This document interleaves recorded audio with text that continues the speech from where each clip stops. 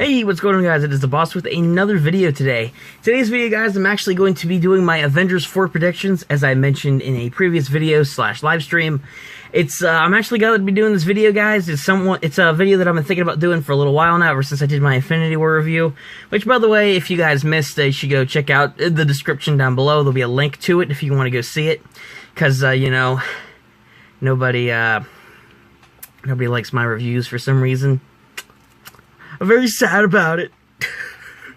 But anyway, guys, let's just get into the review today. So, I actually had two different theories about what I think could happen for Avengers 4, which is obviously coming out next May 2019, I believe. I actually had two theories, and one has actually has some evidence backed up to it, so I'll go with my first theory, which isn't really supported by anything, because no information has really been released about the movie at all, except for those set pictures. But the first theory that I have actually involves time travel. Now, both theories play into time travel, but my main theory is the second theory. The first theory could be a possibility that Doctor Strange has faked his death when Thanos, yes, and there will be Infinity War spoilers, by the way, just in case you were wondering. When Thanos snaps his fingers and half the universe got erased, there was a reason why Doctor Strange may have let Iron Man live, right? Like when Thanos was about to kill him and he gave him the Time Stone, and he said it was the only way before he faded away. Now, there might be a reason why Tony got spared by Doctor Strange. He may have seen that Tony might have something to do with going back in time and preventing Thanos from getting all the Infinity Stones, because, you know, they could go back, they could tell somebody and alert all the Avengers before the event even happened, and therefore stop Thanos. My theory is, for this first one, is that Captain Marvel meets up with Tony. The distress signal, when she gets to Earth, she sees that the whole planet has been ravaged by Thanos. But then Iron Man, since he has this new little fangled device in his chest, it might serve as some sort of beacon or maybe some sort of backup, where she goes onto Titan, meets up with him and Nebula, and together Captain Marvel and Tony go back in time and they meet with the original Avengers as far back as the Battle of New York, and they inform the other Avengers, and then they work together to stop Thanos. And it ends off with, like, future Tony, since Tony from that timeline would be erased, he would fade away, but it would be like a kind of sacrifice for Iron Man technically dying in the movie, but it also inspires the younger Tony to retire after they stop Thanos before he gets the Infinity Stones. So that might lead to Cap and Iron Man's, like, retirement and or maybe some other deaths. But that might be a good story arc for Tony. They could probably factor Cap and a lot of other characters in there. But that's one way they could do it, to not only set up, like, the next official phase with all the other movies coming out, but also a great story arc to end off Iron Man, since Robert Downey Jr.'s contract is ending after this movie. So, but that's one theory, guys. Let me know what you guys think about this theory in the comments, or if you guys think that the second theory is more likely. Now, the second theory does involve these set pictures. The set pictures involved the original Iron Man, Captain America from the Battle of New York, I'm presuming Hulk as well, and Ant-Man. Now, the scenes, their costumes in the background looks like the Battle of New York when Loki invaded in the first Avengers movie.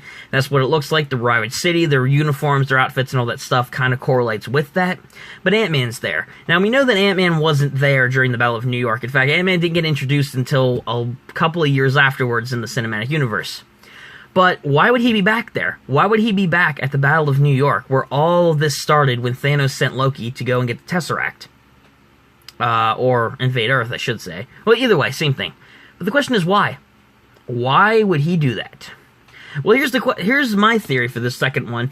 Ant-Man, you know he can shrink, right? In the first Ant-Man movie, if you saw it, Ant-Man can shrink so small that he can end up in another realm known as the Quantum Realm, which is essentially a dimension so small that nobody can really access it unless you can access dimensions, like Ant-Man can. My theory is he can shrink so small that he'll fit in through the gap of reality and space, that he goes back to the Battle of New York, and Captain Marvel will factor into this somehow. She either goes back with him, or she finds some other way to go back, or she does something in the present while Ant-Man goes back to the past.